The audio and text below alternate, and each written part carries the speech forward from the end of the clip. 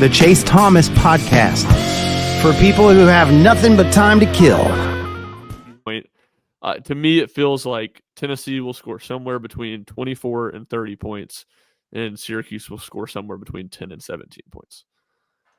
Okay, I like it. Final two here. Ryan, ESPN S&P Plus, buy or sell that Tennessee has the number 4 defense according to S&P Plus this season, or the number 33 offense, which is more likely for Tennessee to hit? I think it's the offense. Like, that's just such a high number for the defense, frankly. Yeah. I mean, Tennessee's defense was really good a season ago and finished 8th in points allowed per game, which obviously some other factors can go into that. Case in point, the Vanderbilt game, when they gave up a kick return for a touchdown and fumbled at their own 25 the first 2 minutes of the game. But there's just enough questions on the defense. I mean, we hashed this last week. I don't like the depth of defensive tackle. I think there's question marks about how good they're going to be at edge rusher. I don't think there's really. I think the floor is pretty high there, but I don't know. I don't know, and I don't necessarily think the ceiling's not high, but I just don't think that's a guarantee. You have your best player on defense is not going to play the first month of the season. We'll see what he looks like when he gets back. I think it'll be about the first month of the season when Jermod. Speaking of, did anyone ask him about Jermod today? I didn't see anything. No one asked. I think it was just kind of a foregone conclusion. He's not playing this week. I did my part. I asked about Boo.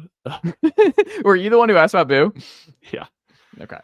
And then, that's the other thing. Boo Carter, who I don't know if I'd go as high, is saying that he's the second best player on Tennessee's defense, but he's certainly one of the better players and one of the most talented players. And we don't know what his status is going to look like all season long. I think he'll be out there playing, but who knows? That's just a tentative situation. So there's just enough question marks that 4 feels high. And even though, anybody who's listened to Chase and I yap it up on this podcast knows we're pretty low on the offense, generally speaking. Ethan's probably a little bit more confident, but 33 is just manageable. Like, they don't have to be great to be 33. So I can see them getting to that. Oh yeah, Ethan is an Aguilar Army member. Like he's in on the Aguilar experience. Like he's all the way in. It's gonna be electric stuff in the group chat. I think he'll be Aguilar fine. Is a better word for it. I think he will be fine to above fine. I think he will Ethan be better than me. Back. I know Ethan is so ready to pretty good. He'll be good. He'll be pretty good. That's a good way to put it. We took Emeka Okafor and Karan Butler. They're not bad. We can't take every guy. I actually think Tennessee. I'm going to pivot. I think Tennessee's more likely to be closer to number 4 in S&P Plus in the year than 33. I think Tennessee's somewhere in the 10 to 15 range defensively. But I think there's so much more volatility on offense where I think they could be like in the 20s offensively or the top 10, top 20 in offense. Like there's so many different ways this offense could go this year. I also could see it going the other way where it's like in the 50s, 60s in terms of S&P Plus. Like if things really fall off the tracks, if you have some injuries, like I don't know. I just think the defense is very, very is going to be in the ballpark of number 4. Well, this is Chase, thank you for opening the door. I haven't had a good moment to bully you on the podcast. That logic's just bad. If you're saying you think the defense is going to be 10 to 15, yeah, the gap from getting to 10 to 4 is so much harder to eclipse than an offense that can be anywhere between 20 and 50.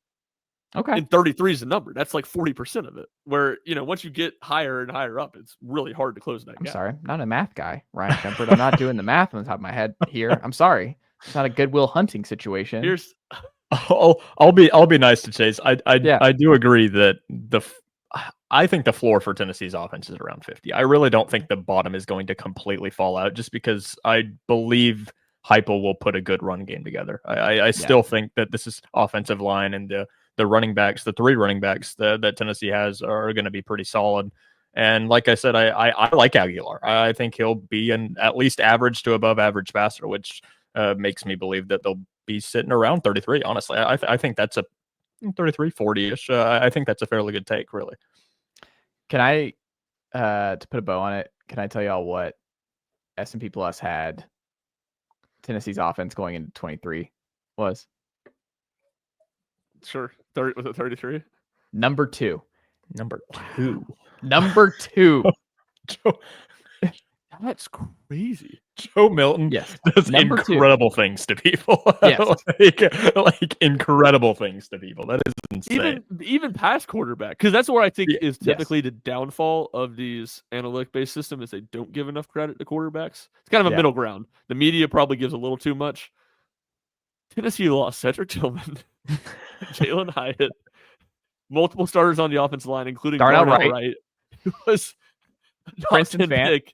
Princeton Fant.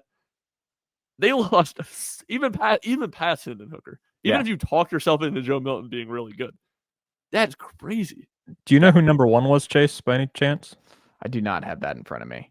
Like but I do know Ohio their State number. or something like that, or Michigan. This is maybe? bad for Bill Connolly's brand. In Washington, my brain. I don't know. Yeah, I'm not sure. That's but I'd have to crazy go back that and- Tennessee's too. I would never have guessed that in a million years. Going into the 23 offseason was a special time because Tennessee, the orange throws, the cannons, the Joe Milton waited his turn narrative, all of it, blowing out Clemson in an embarrassing fashion. Like the vibes had never been higher. Like Ramel and Joe and Times Square together. It's like can't lose. Yeah, there's few things in this world more fun than watching the Joe Milton experience from afar. It's so awesome. Just watching people talk themselves into Joe Milton. It's the best. I love it so much. You know, I hope he goes crazy? to a new NFL team every year so we can fully get to soak it in every training camp. I will also say it's bizarre how different I feel about Hendon Hooker and Joe Milton and the experience. And just like my just where I'm at. I'm like just the Hendon Hooker experience. Like I'm emotionally bought in. The Joe, like you said, could not be more emotionally distant. Or it's just like one of those where I'm like, I'm completely out. Appreciate, wish you the best, but I'm glad we're not on that train anymore. For Hendon, I'm like, Hendon, what do I got to do? Do I need to be the conductor? What do I have to do to get you on the right path? What do I have to do, Hendon? What do we have to do? Final one here. Ethan, SEC team that you feel the Vols are closest to as a whole. Nicely done, nephew. The Chase Thomas Podcast. Hell yeah.